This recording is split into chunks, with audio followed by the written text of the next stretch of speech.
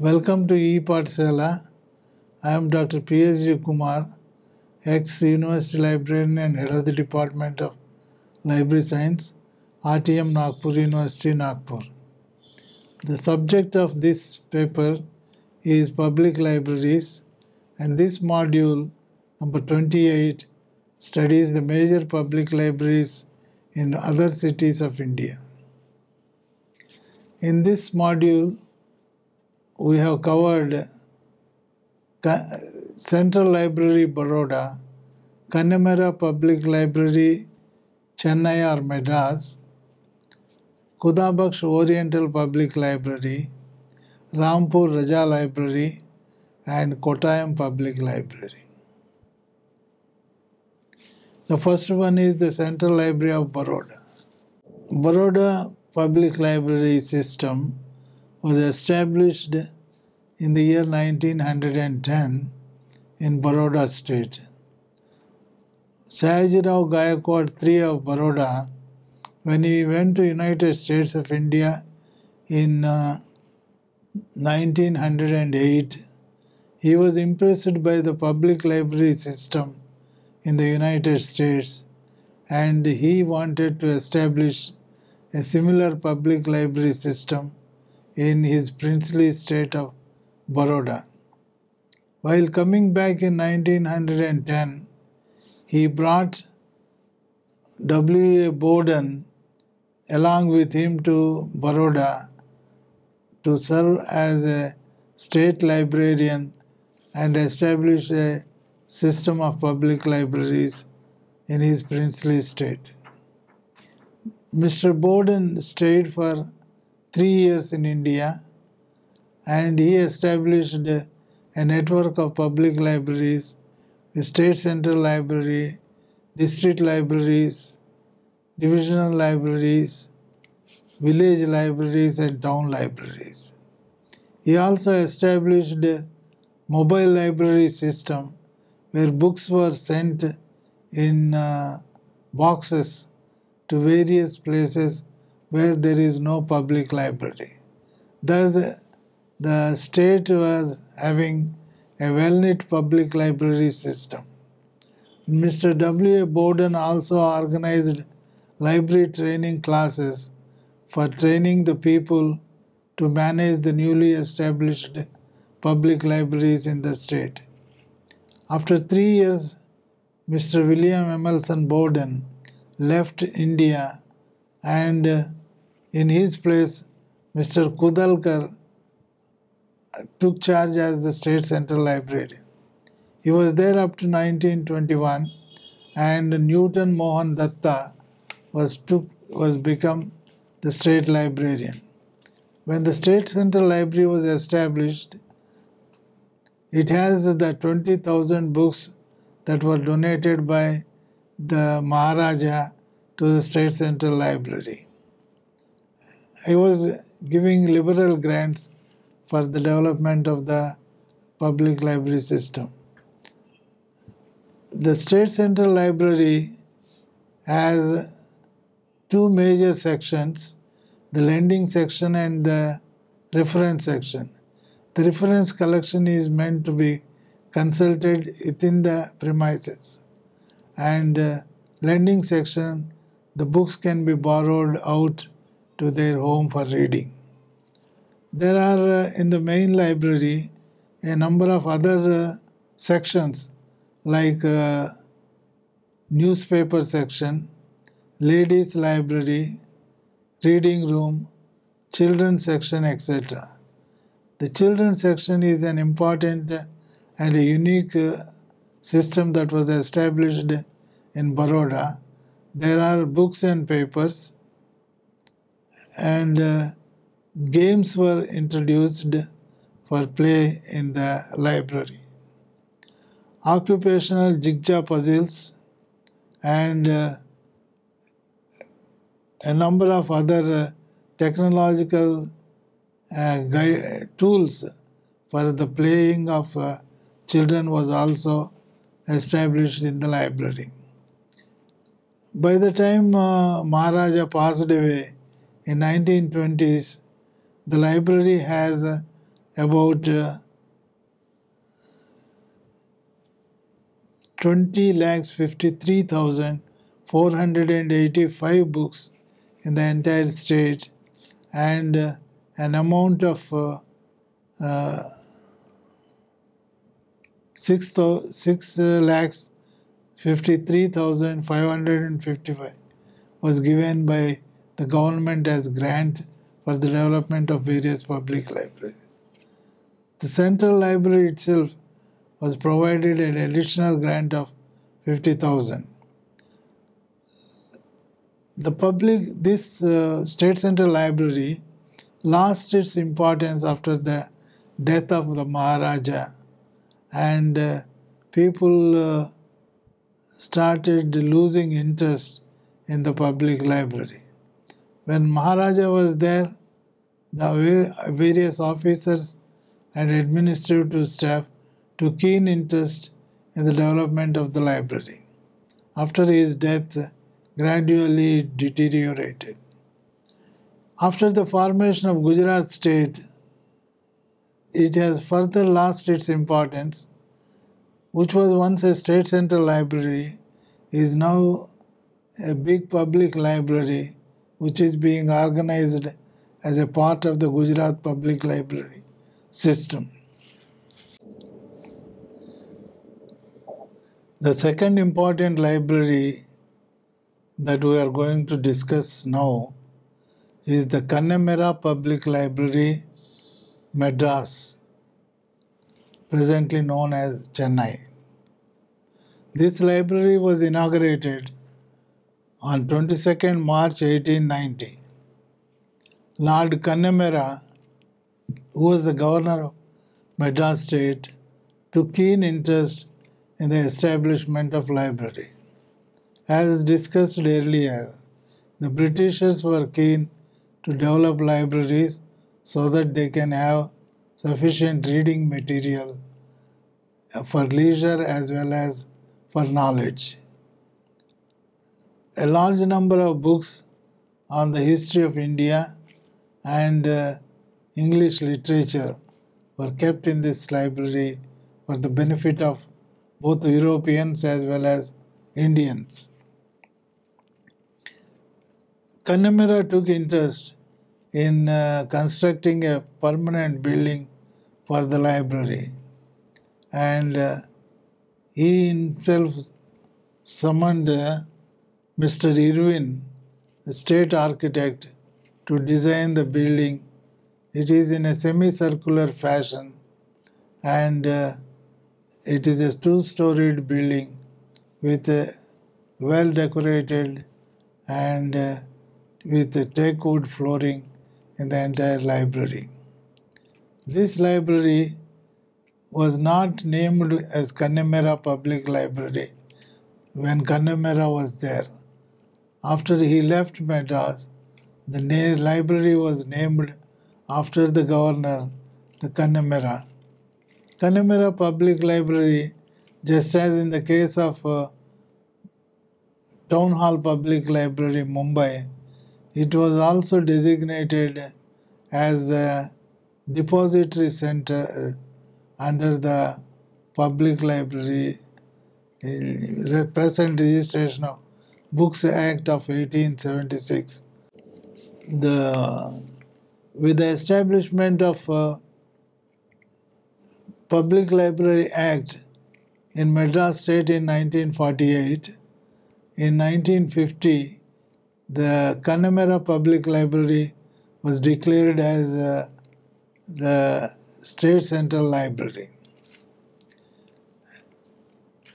And as I said, the library is receiving a large number of books and periodicals from all over India and also from the various publishers of Tamil Nadu, and as a depository library, it is catering to the needs of the public of Chennai in general.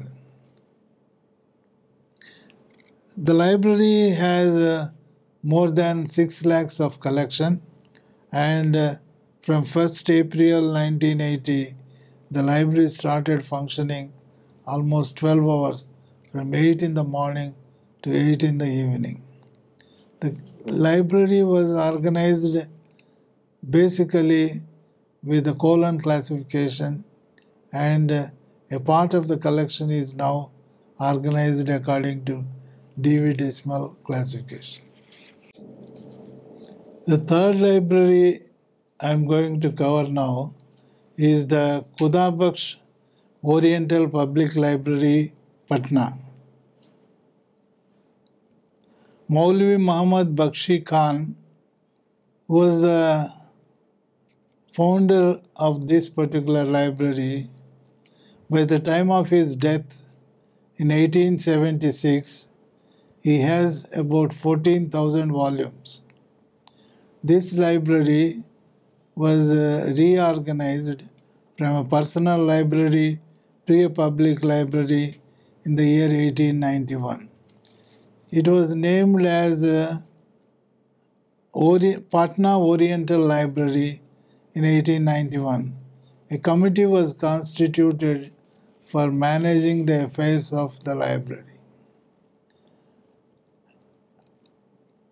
A descriptive catalogue of the collection of the library was published in 31 volumes. The library now has a beautiful building, a two-storied building with an auditorium, and adjacent to this main building there is what is called Karjan Reading Hall, which is mainly meant for reading of newspapers and magazines. There is a hostel and an administrative building that looks after the day-to-day maintenance of this particular library. The collection consisted of 16,000 manuscripts, 90,000 old and rare printed books, 2,000 Mughal, Rajput, Turkish paintings, and today the collection is 1,25,000 books, 30,000 special manuscripts, and 5,000 rare books. There is a interlanguage translation center in the library which tries to translate the Arabic, Persian, and Urdu books into Indian languages and vice versa. This institute was declared as an institute of national importance by the government of India through the Act of a Parliament in the year 1969. Language-wise, the collection consists of Urdu books 1,04,347, Arabic 32,400, and Persian collection consists of 23,815. The fourth library of historical importance is the Rampur Raza Library. Nawab Faizullah Khan was the founder of this library. He was there from 1774 to 1794. He established the library in his Tosha Khana of his palace. It is entirely a personal library, and after his death, this was converted and made open for the public. The collection is very rare and valuable. It consists of manuscripts, historical records, specimens of Islamic calligraphy, miniature paintings, astronomical instruments, illustrated works of Arabic, Persian, and Urdu. There are in all about 80,000 printed books in this library. This library, the access is limited to research scholars, and public may be permitted to observe this particular library. In 1949, a trust was created in order to maintain the library. It came into existence on 6th August 1951. The library was remained a neglected one till Professor Nurul Hasan Khan, the then Minister of State for Education, Government of India, took interest to introduce a bill in the Parliament for declaring this particular library, the Rampur Raza Library, as an institution of national importance. With the declaration of this library as institution of national importance, funds started flowing from the central government to this library, and now it is in a good shape and also well maintained library. The library is guarded by security personnel from the National Industrial Security Force. Government of India's declaration in 1975 as institution of national importance is a turning point in the history and development of this particular library. Presently, the collection of this particular library consists of 17,000 manuscripts. Most of them are illustrated, 2,005 palm leaf manuscripts, 5,000 miniature paintings, 3,000 specimens of Islamic calligraphy. Turco-Mughal, Mughal, Persian, Rajput, Pahari, Indo-European schools of art are depicted in the collection. As I said, the security of the library was taken as utmost important as it contains a large number of valuable manuscripts in its collection. Kottayam Public Library, Kerala, is one of the oldest public libraries in the country. It was originally established in 1882 in a small building with a moderate collection, but it started expanding from time to time.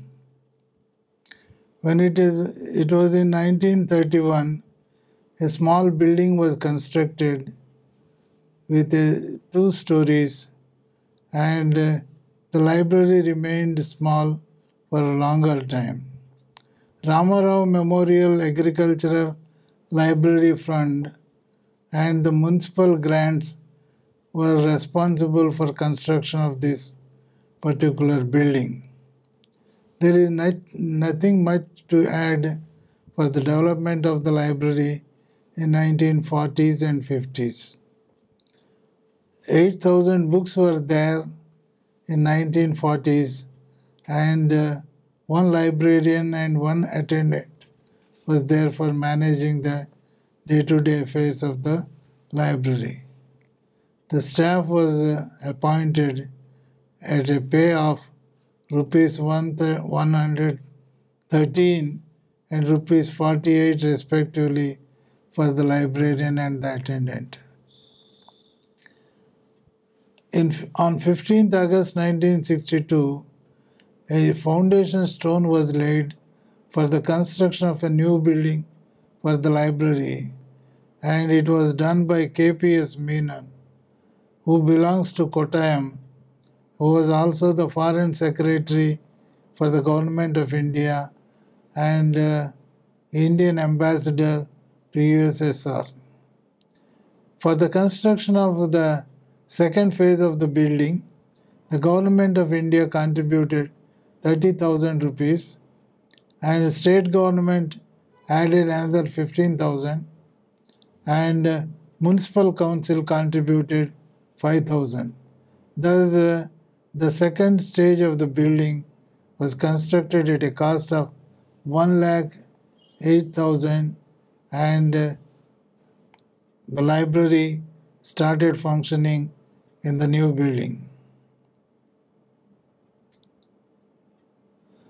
The library organizes annually a drama festival for the benefit of the local public. Later on, again, the building expansion activities were started. A 4-storied building was planned with 12,000 square feet area, and this was inaugurated by late Prime Minister Mrs. Indira Gandhi on 1st July 1966. Mostly the books and equipment that is needed in the public library was contributed by the public on a voluntary basis. Thus, as I said, this is the biggest public library that is maintained in the state of Kerala. Later on, a children's section was added to the main library, and further the building was expanded at a cost of 9.3 lakhs through a lottery conducted by the library. 1.11 acres of land was acquired and adjacent to the main library at a cost of 6.35 lakhs. Ground floor, consisting of 10,000 square feet, was completed at a cost of 3.5 lakhs and was inaugurated by C. Achyuta Menon, the then Chief Minister of Kerala, on 17 September 1978. The library shifted into its new building in 1977. The library organizes various classes for the benefit of the public. These include classes for vocal music, instrumental music like veena, violin, guitar, harmonium, tabla, mridangam, etc. The library is also conducting classes in Bharatanatyam and other classical dance forms, and painting, electronics, embroidery, etc. classes were also organized from time to time. The managing committee is elected once in 3 years, and they are responsible for the maintenance and upkeep of the library. The honorary secretary is the chief executive of the library. Today, there are about 12 staff members consisting of librarian, assistant librarian, 8 library assistants, attendants, and a sweeper. The library is also declared as the district central library by the state government. This is the unique library to have this distinction of designation as a district central library. In summation, I can say that there are 5 public libraries which have been discussed in this module. The first one is the Baroda Public Library. As I said, it has its glory during the days of Maharaja Sayajirao Gaikwad III, and it was a beehive activity in the library. With the formation of the Gujarat state, the state central library became just a public library and lost its importance.